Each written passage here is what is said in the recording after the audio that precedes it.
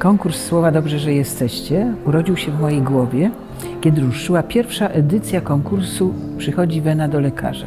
W tym konkursie literackim biorą udział lekarze, którzy piszą wiersze, opowiadania, dzienniki. Lekarz jest tą osobą, która zajmuje się drugim człowiekiem w bardzo trudnych chwilach jego życia, w chorobie, w cierpieniu, czasami w umieraniu. Przecież te śmierci to są bardzo poważne problemy natury etycznej, moralnej. Tutaj jest olbrzymia doza humanizmu, którą trzeba gdzieś z siebie wydobyć w tych ciężkich sytuacjach. I wtedy sobie myślę, Boże, to jest niezwykła taka podróż w głąb człowieka, tego co myśli, o czym marzy. I oni się tak odsłaniają w tym wszystkim i mnie to zafascynowało i sobie myślę tak, tu wiemy co myślą lekarze, o czym marzą, co ich najbardziej boli, a teraz możemy się dowiedzieć, co myślą ich pacjenci.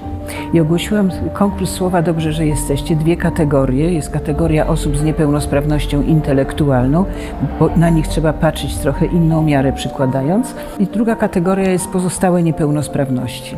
Poezja jest dla mnie taką odskocznią od szarej rzeczywistości, gdzie człowiek pracuje, dzieli czas z rodziną. To jest takie moje prywatne, małe miejsce, gdzie czuję się dobrze, układam sobie moje myśli, uczucia, przylewam je na papier.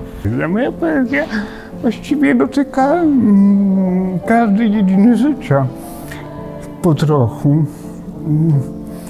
ale głównie skupiam się na mankamentach życia. Poeci to są właściwie ludzie, którzy mają siłę schowaną w sobie, obojętnie czy oni są zdrowi, czy chorzy, czy są starzy, czy młodzi i mogą tę siłę ujawniać właśnie w wierszach. Często to są bardzo niepozorni ludzie, ale którzy piszą piękne wiersze. Zawsze gdzieś ta poezja była takim pamiętnikiem moich myśli, moich uczuć, mojej wrażliwości, mojego człowieczeństwa. To moją ukochaną pracą jest czytanie wierszy osób z niepełnosprawnością intelektualną, bo oni, którzy nie posiadają słów wyrafinowanych, którzy czasem naprawdę nie mówią nawet, i piszą to, ale oni potrafią tak ułożyć te słowa, że nagle otwierają zupełnie inny świat. Przejąłem pierwsze konkursy, pierwsze miejsce. Cieszę się bardzo. Lubię pisać wiersze. Każdy konkurs, niezależnie od tego, czy to jest konkurs poetycki, czy konkurs wokalny, daje jakiś napęd na życie. Jest to taki fajny sposób prezentacji siebie i wyjścia poza tą szufladę i również konfrontacji z szacownym jury, które prawda, przerzuca te wiersze. Tak. I te, które się im spodobają, no to znaczy, że jakoś wskazują na to, że są dobre, albo i nie. W poezji bardzo, i w sztuce w ogóle, a w poezji przede wszystkim, liczy się oryginalność. Dobrze jest jeszcze odnajdywać siebie i być szczerym, nawet do bólu czasami, nie bać się nawet śmieszności. Pisanie jest bardzo ciężką pracą, pisanie poezji. Smutne to jest, bo trochę czasami nisko się ceni poetów. Że jak ktoś pisze prozę, oto jest prawdziwy pisarz, a poeta, cóż to poeta? Taka osoba, która ciągle gdzieś tam w chmurach się błąka. Jak ciężko zachorowałam i byłam w śpiączce, w stanie krytycznym, to napisano mi zawód poeta.